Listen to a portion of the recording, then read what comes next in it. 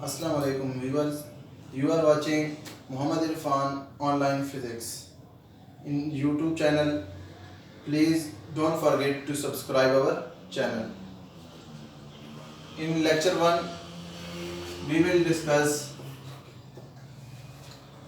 charge, definition of electric charge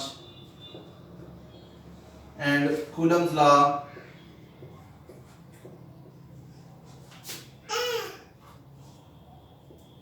electric field intensity. Electric field intensity. So in our today lecture we will discuss three topics: electric charge, Coulomb's law and electric field intensity. So now, what is electric charge? Electric charge is the property of is a basic property of material due to which it attract or repel other materials or other atoms towards its. It is known as electric charge. Electric charge किसी भी material की ऐसी property है जिसकी वजह से ये बाकी चीज़ों को अपनी तरफ अट्रैक्ट या रिपेल करता है. So electric charge have two types: positive electric charge and negative electric charge. Properties of charges: like charges always repel each other. एक जैसे चार्जेस हमेशा एक दूसरे को रिपेल करते हैं. Just like positive charge always repel another positive charge, and negative charge will always repel another negative charge, and unlike charges always attract each other. Unlike charges हमेशा एक दूसरे को अट्रैक्ट करते हैं, एंड लाइक चार्जेस हमेशा एक दूसरे को रिपेल करते हैं. And repulsion is the sure test of charge. जब दो बॉडीज एक दूसरे को रिपेल कर रही होंगी, देन श्योरली हम कह सकते हैं कि दीज आर चार्ज बॉडीज. क्योंकि अट्रैक्शन जो है वो ग्रेविटी की वजह से भी हो सकती है, या मॉलिक्यूल्स जो कि न्यूट्रल बॉडीज होती हैं वो भी एक दूसरे को अट्रैक्ट करती हैं, उनके दरमियान भी फोर्सेस ऑफ अट्रैक्शन होती हैं.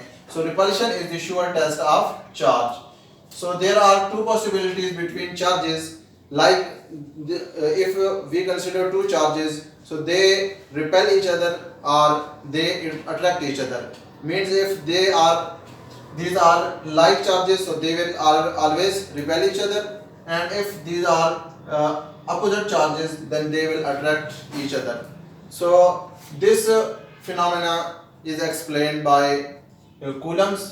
यहाँ से जो है कूलम ने इसको एक्सप्लेन किया कि अगर दो चार्जेस हैं तो उनके दरमियान या तो फोर्स ऑफ अट्रैक्शन होगी अगर वो लाइक चार्जेस हैं, और अगर अनलाइक चार्जेस हैं अगर लाइक चार्जेस हैं तो उनके दरमियान फोर्स ऑफ रिपल्शन होगी, और अगर अनलाइक चार्जेस हैं तो उनके दरमियान फोर्स ऑफ अट्रैक्शन होगी. तो चार्जेस जो है वो या तो एक दूसरे को रिपेल करेंगे या क्या करेंगे, एक दूसरे को अट्रैक्ट करेंगे. तो यहाँ से जो है हम कूलम्स लॉ को एक्सप्लेन करते हैं. तो कूलम ने कहा कि दो चार्जेस Q1 और Q2, इन दोनों के दरमियान दो ही पॉसिबिलिटीज हो सकती हैं कि these charges attract each other और रिपेल ईच अदर. तो इन दोनों के दरमियान या तो फोर्स ऑफ अट्रैक्शन होगी या फोर्स ऑफ रिपल्शन होगी. तो कूलम ने कहा कि दैट फोर्स ऑफ अट्रैक्शन और repulsion between two charges is directly proportional to the product of charges. यानी जो फोर्स ऑफ अट्रैक्शन या रिपल्शन होगी चार्जेस के दरमियान वो चार्जेस के मैग्नीट्यूड के डायरेक्टली प्रोपोर्शनल होगी, and inversely proportional to the square of distance between them. यानी चार्जेस के दरमियान जो डिस्टेंस होगा, लेट्स सपोज हम सपोज करते हैं कि दो चार्जेस हैं उनके दरमियान डिस्टेंस d है, तो उन चार्जेस के दरमियान डिस्टेंस d के जो है ये क्या होगी, इनवर्सली प्रोपोर्शनल होगी. और ये इनवर्स स्क्वायर लॉ है, ये पहले से न्यूटन ने भी बताया था, और उससे पहले केपलर्स भी इसको एक्सप्लेन कर चुका था. तो न्यूटन ने इसमें ये इंपॉर्टेंट बात बताई कि जो फोर्स ऑफ अट्रैक्शन या रिपल्शन होगी चार्जेस के दरमियान वो डायरेक्टली प्रोपोर्शनल होगी प्रोडक्ट ऑफ चार्जेस के, और इनवर्स स्क्वायर लॉ यूज करके उसने कहा कि that force will be inversely proportional to the square of distance between them. तो if we combine both, so F is proportional to Q1 Q2 over d square, अगर हम proportionality खत्म करेंगे तो प्रोपोर्शनलिटी खत्म करने के बाद हम इक्वालिटी और कांस्टेंट लगाते हैं, तो इधर आ जाएगा F इज इक्वल टू के Q1 Q2 over D square, where K जो है K इज प्रोपोर्शनलिटी कांस्टेंट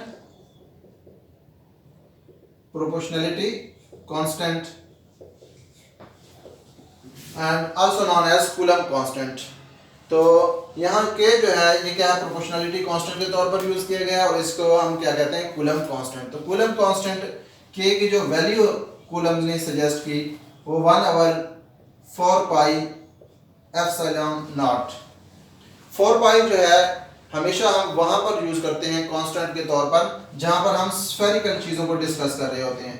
तो कूलम ने भी चूंकि चार्जेस को डिस्कस कर रहा था, तो उसने कहा कि चार्जेस जो है वो स्फेरिकल शेप में होते हैं, तो इसलिए जहां पर भी हम स्फेरिकल शेप की चीज़ों को डिस्कस करते हैं तो वहां पर जब हम कांस्टेंट यूज करते हैं तो उस कांस्टेंट में हमेशा हम क्या लगाते हैं, 4 पाई। तो चूंकि चार्जेस भी क्या है, स्फेरिकल शेप है, इसलिए कूलम ने भी कांस्टेंट में क्या लगाया, 4 पाई लगाया। और इसके साथ एप्सिलॉन नॉट जो है परमिटिविटी ऑफ मीडियम है, permittivity of medium. Epsilon not जो है वो हम यूज करते हैं specifically permittivity of free space.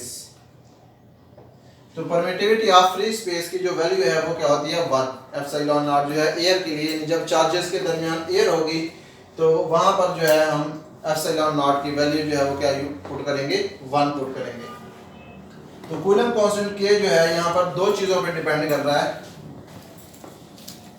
इसको हम फैक्टर्स ऑफ K भी कह सकते हैं, फैक्टर्स ऑफ K, या कूलम कांस्टेंट और depends on what factors. Coulomb constant कौन से फैक्टर्स पर डिपेंड करता है, तो कूलम कांस्टेंट एक तो डिपेंड कर रहा है किस चीज पर, परमिटिविटी ऑफ मीडियम पे। Coulomb constant K depends upon permittivity of medium, permittivity of medium पे डिपेंड करता है। और दूसरा जो है ये डिपेंड करता है SI यूनिट्स ऑफ। अगर हम यहाँ से K की वैल्यू निकालें इस फार्मूले से, तो यहाँ से हमारे पास K की वैल्यू आ जाएगी, K is equal to F D square, Q1 Q2 multiply हैं, इधर आगे डिवाइड हो जाएंगे, तो Q1 इंटू Q2। तो K depends upon the SI units of force, distance and charge. तो तीन चीजों के जो है SI यूनिट्स पे K डिपेंड कर रहा है, फोर्स, डिस्टेंस और चार्ज के। और दूसरा जो है K डिपेंड कर रहा है परमिटिविटी ऑफ मीडियम पे। तो ये कूलम फोर्स की वैल्यू है, ये कूलम फोर्स का जो है क्या आ गया, मैग्नीट्यूड आ गया। और यहाँ पर जो एप्सिलॉन हम यूज करते हैं, एप्सिलॉन वो permittivity of free space, epsilon not, उसकी वैल्यू जो है क्या होती है, 1 होती है। अगर हम K के यूनिट निकालें, SI यूनिट्स ऑफ K, तो फोर्स का यूनिट हमें पता है क्या होता है, न्यूटन। डिस्टेंस का यूनिट होता है मीटर, तो डिस्टेंस का स्क्वायर है तो यहाँ पर क्या आएगा, मीटर स्क्वायर। और चार्ज का यूनिट होता है कूलम, तो कूलम इंटू कूलम क्या आ जाएगा, कूलम स्क्वायर। तो newton metre square per coulomb square, we can also write it newton metre square per coulomb square. तो ये ऐसा यूनिट आ जाते हैं किसके, कूलम कांस्टेंट K के, newton metre square per coulomb square. अब चूंकि यहाँ पर हम कूलम लॉ में फोर्स डिस्कस करते हैं, तो फोर्स इज वेक्टर क्वांटिटी। तो जो भी वेक्टर क्वांटिटी होती है, जस्ट लाइक वेक्टर A है, तो it has always to values, magnitude of A and direction of A, unit vector. तो जो भी वेक्टर क्वांटिटी होती है उसमें हमेशा दो चीजें होती हैं, एक उसका मैग्नीट्यूड और एक उसकी डायरेक्शन। तो यहाँ पर हम कूलम फोर्स की मैग्नीट्यूड ऑलरेडी फाइंड कर चुके हैं, ये कूलम फोर्स का जो है मैग्नीट्यूड है। कूलम फोर्स को अगर हम वेक्टर फॉर्म में लिखेंगे, तो वेक्टर फॉर्म में लिखने के लिए हमारे पास हम इसको लिख सकते हैं F इज इक्वल टू, अगर हम वेक्टर फॉर्म में लिखेंगे K Q1 Q2 over D square into unit vector R। क्योंकि जब भी हम किसी क्वांटिटी को यूनिट वेक्टर से मल्टीप्लाई करते हैं तो वो क्या बन जाता है, वेक्टर क्वांटिटी बन जाती है, क्योंकि वेक्टर क्वांटिटी में दो चीजें होती हैं, मैग्नीट्यूड और डायरेक्शन। तो यूनिट वेक्टर जो है वो हमेशा किसको डिस्कस करता है, डायरेक्शन को डिस्कस करता है। अब अगर हम यहाँ पर देखें तो दो चार्जेस हैं, चार्ज Q1 जो है वो फोर्स लगा रहा है चार्ज Q2 पर, यानी चार्ज Q1 फोर्स लगा रहा है किस पर, चार्ज Q2 पर। तो force exerted on charge Q2 by charge 1, जिस चार्ज पर फोर्स लग रही होती है उसको हम पहले लिखते हैं, जो चार्ज फोर्स लगा रहे होते हैं उसको हम बाद में। यानी यहाँ पर हमने लिखा F21 यानी force acted on Q2 bye Q1, यानी Q2 चार्ज पर जो फोर्स लग रही है किसकी वजह से, Q1 की वजह से, वो क्या होगी, F21। सिमिलरली चार्ज Q2 जो है वो भी फोर्स लगा रहा है चार्ज Q1 पर, तो that will be written as F12, force exerted on Q1 due to Q2, यानी चार्ज Q2 जो फोर्स लगा रहा है Q1 पर उसको हम क्या लिखेंगे, F12। जिस चार्ज पर फोर्स लगा रही है वो Q1 है तो उसको हमने पहले लिखा है, जो फोर्स लगा रहा है Q2 उसको हमने बाद में लिखा है। तो ये दोनों फोर्सेस जो है मैग्नीट्यूड में क्या होंगी, सेम होंगी, लेकिन डायरेक्शन में क्या होंगी, अपोजिट होंगी। तो हम इसको लिख सकते हैं F21 is equal to minus F12। So negative sign जो है ये क्या शो करा रहा है कि जो ये फोर्सेस हैं F1 और F2 दोनों मैग्नीट्यूड में सेम हैं, लेकिन डायरेक्शन में जो है वो क्या है, अपोजिट है। सिमिलरली जब हम यूनिट वेक्टर पुट करते हैं तो यूनिट वेक्टर भी चूंकि क्या है, वेक्टर क्वांटिटी है, इसलिए यूनिट वेक्टर भी हम जब यहाँ पर ड्रॉ करेंगे तो F21 के साथ हम यूनिट वेक्टर लिखेंगे F21। F21 अब यूनिट वेक्टर में जो यानी ये जो यूनिट वेक्टर 21 की डायरेक्शन है वो कहाँ से है, Q1 से Q2 की तरफ है। कहाँ से, Q1 से Q2 की तरफ। सिमिलरली अगर हम F12 फोर्स के लिए यूनिट वेक्टर ड्रा करेंगे तो उसकी जो डायरेक्शन है वो क्या होगी, F12। अब दोनों का मैग्नीट्यूड सेम होगा, डायरेक्शन जो है फिर दोनों की क्या होगी, अपोजिट होगी। तो हम R21 is equal to minus R12, यानी पहला जो Q1 से Q2 की तरफ यूनिट वेक्टर है R21 उसकी ये डायरेक्शन है, और जो दूसरा यूनिट वेक्टर हमने ड्रा किया Q2 से Q1 की तरफ R12 तो उसको हमने R12 ये डायरेक्शन। तो दोनों का मैग्नीट्यूड सेम है और जो दोनों की जो डायरेक्शन है वो क्या है, अपोजिट है। तो डायरेक्शन अपोजिट होने की वजह से दोनों के दरमियान क्या आ रहा है, माइनस साइन आ रहा है। तो कूलम्स लॉ को हम लिख सकते हैं इस तरह भी, आप लिख सकते हैं कि फोर्स F21 यानी force exerted by charge 1 on charge 2, यानी चार्ज 2 पे जो फोर्स लग रही है किसकी वजह से, चार्ज 1 की वजह से, वो क्या है, F21 is equal to K Q1 Q2 और D square into unit vector क्या लगेगा, R21। तो ये F21 फोर्स आ जाएगी। सिमिलरली F12 फोर्स हम लिखेंगे the force exerted by charge 2 on charge 1, यानी चार्ज 1 पर जो फोर्स लग रही है चार्ज 2 की वजह से, वो क्या है, F12 is equal to K Q1 Q2 और D स्क्वायर इनटू R12। तो ये हमारे पास जो है कूलम्ब फोर्स आ जाती है। अब इसमें हमने एक और चीज डिस्कस करनी है कि कूलम्ब फोर्स जो है वो मीडियम पे डिपेंड करती है या नहीं करती। तो coulomb force also depends on medium. तो इसका हम मीडियम का इफेक्ट फाइंड करते हैं कि मीडियम अगर चार्जेस के दरमियान हम कोई और मीडियम रख दें, फॉर एग्जांपल चार्जेस के दरमियान एयर थी, अगर चार्जेस के दरमियान एयर के अलावा हम कोई और मीडियम रख दें, जस्ट लाइक रबर रख दें या जो है हम वुड रख दें, जो भी इंसुलेटर मटेरियल है, या प्लास्टिक रख दें, तो उससे कूलम्ब फोर्स पर क्या इफेक्ट पड़ता है। तो effect on Coulomb force due to medium of permittivity, medium of permittivity, यानी मीडियम ऑफ परमिटिविटी की वजह से कूलम्ब फोर्स पर क्या इफेक्ट पड़ता है। तो हमें पता है कि कूलम्ब फोर्स की वैल्यू होती है F is equal to K, K की वैल्यू होती है 1/4 4 pi epsilon naught Q1 Q2 over d square. तो यहाँ से अगर हम देखें तो मीडियम ऑफ परमिटिविटी जो है वो इनवर्सली प्रोपोर्शनल है किस चीज के, कूलम फोर्स के। यानी ये हमारे पास फोर्स कूलम फोर्स है जब चार्जेस के दरमियान क्या था, एयर था।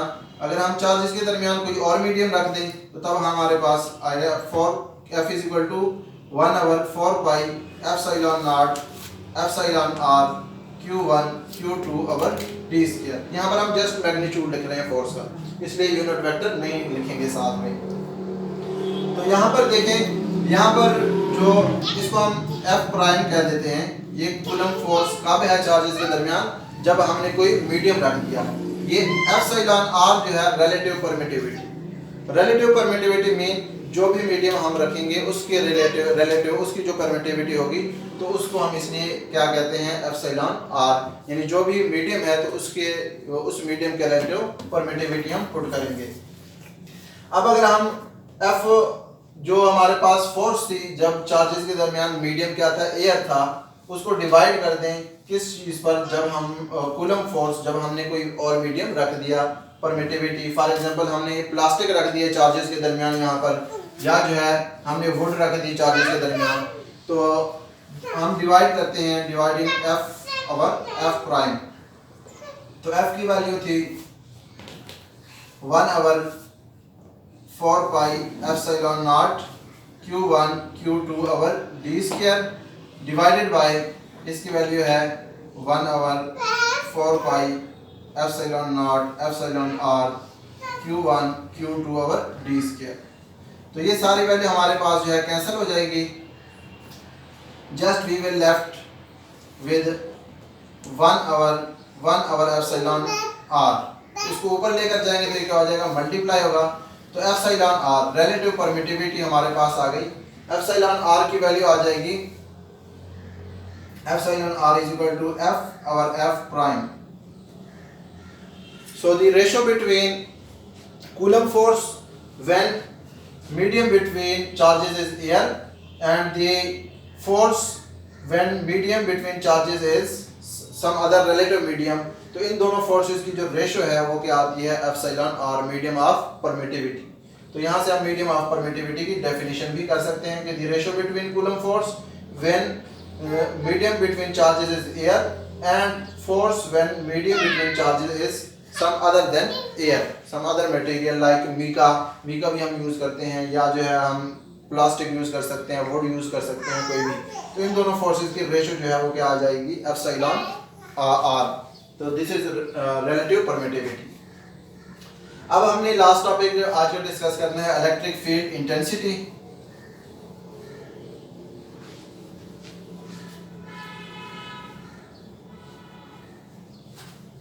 इलेक्ट्रिक फील्ड इंटेंसिटी जो है, इंटेंसिटी मीन शिद्दत, स्ट्रेंथ। तो इलेक्ट्रिक फील्ड इंटेंसिटी की हम डेफिनेशन करते हैं, इसको हम रिप्रेजेंट करते हैं E के साथ, क्योंकि वेक्टर क्वांटिटी है इसलिए इसके ऊपर एरो भी डालते हैं। तो electric field intensity is defined as electric force per unit charge. Electric force per unit charge, यानी एक यूनिट चार्ज पे जितनी इलेक्ट्रिक फोर्स लगती है that is called electric field intensity.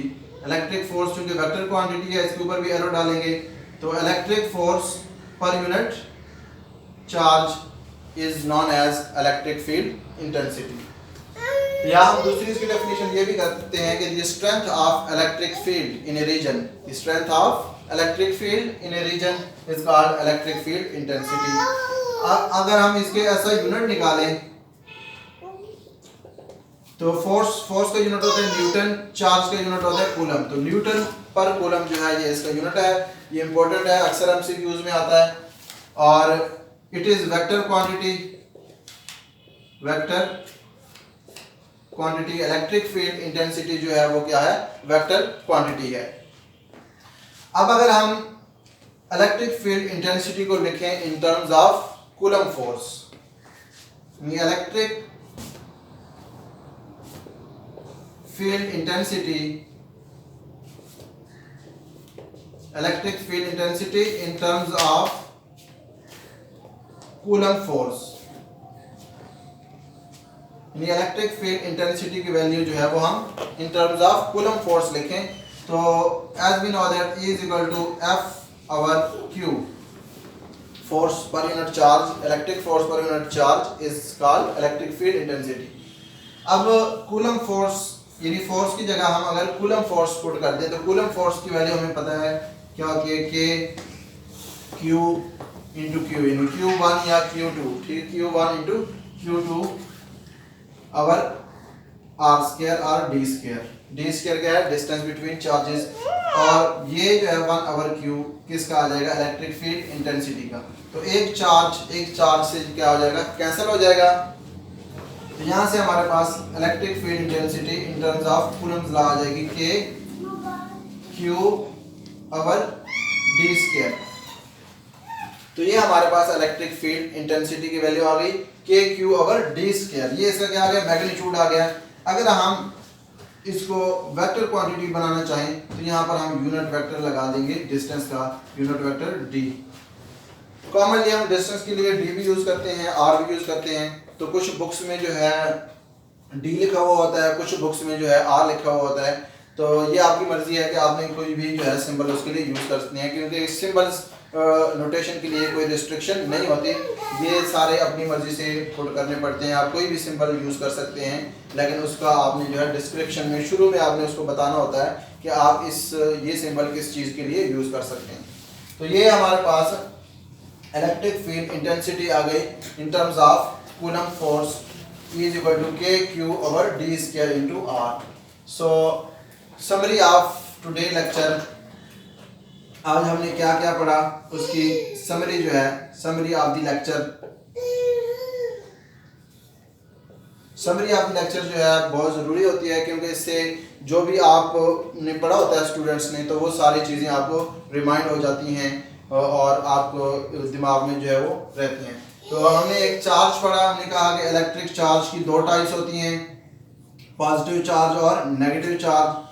Like charges जो है वो हमेशा रिपेल करते हैं, अनलाइक चार्जेस हमेशा अट्रैक्ट करते हैं, और repulsion is the sure test of charge.